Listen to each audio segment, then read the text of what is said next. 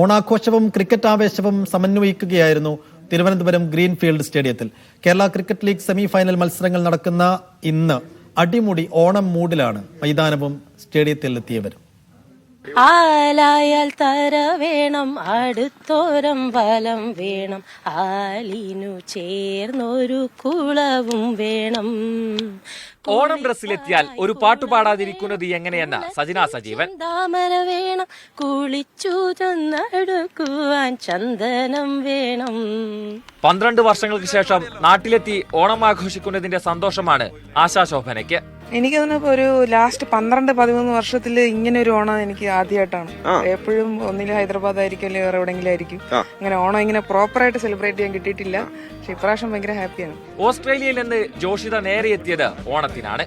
വീട്ടിലായിരുന്നു ഒരു 5-6 ദിവസമായിട്ട്. ഓസ്ട്രേലിയയിൽ നിന്ന് വന്നിട്ട് പിന്നെ ഇങ്ങോട്ട് പോകുന്ന ഓണത്തിന്. ഓസ്ട്രേലിയൻ പൂക്കളൊക്കെ കൊണ്ടുവന്നോ? ഇല്ല ഇല്ല.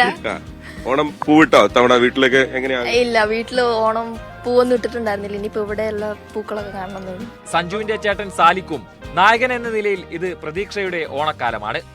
കുർത്തയും മുണ്ടുമണിഞ്ഞ് ഓണം കളറാക്കി ഷോൺ റോജർ എത്തി. മുണ്ടുടുക്കാനും അറിയാം, അത് മടക്കി കുത്തി 2 സിക്സർ അടിക്കാനും അറിയാമെന്ന് രോഹൻ കുന്നുമൽ. അതെ, നമ്മൾ ഈ ലാസ്റ്റ് ഇയറും ഏകദേശം ഈ സമയം ഇവിടെ തന്നെയായിരുന്നു, KCL കൂടെ ആയിരുന്നു. സോ ഓണം അങ്ങനെ ഭയങ്കര സെലിബ്രേഷൻ ആയിട്ടില്ല, ബിക്കോസ് കളീൻ്റെ ഇടയിലായതുകൊണ്ട് എല്ലാം മിനിമൈസ്ഡ് ഓണമാണ്. സോ ബട്ട് എല്ലാവരും ഹാപ്പിയാണ്. എല്ലാവരും ചെറുതായിട്ട് നമ്മൾ ക്ലോബ് ഷാസ് എല്ലാവരും ആഘോഷിച്ചു. എല്ലാവരും ഓറഞ്ച് ഷർട്ടൊക്കെ ഇട്ട്. ഗ്രീൻഫീൽഡ് സ്റ്റേഡിയത്തിലെ ജീവനക്കാർക്കും അതിഥികൾക്കും ഭക്ഷണം വിളമ്പാൻ കേരള ക്രിക്കറ്റ് അസോസിയേഷൻ ഭാരവാഹികൾ തന്നെ എത്തി.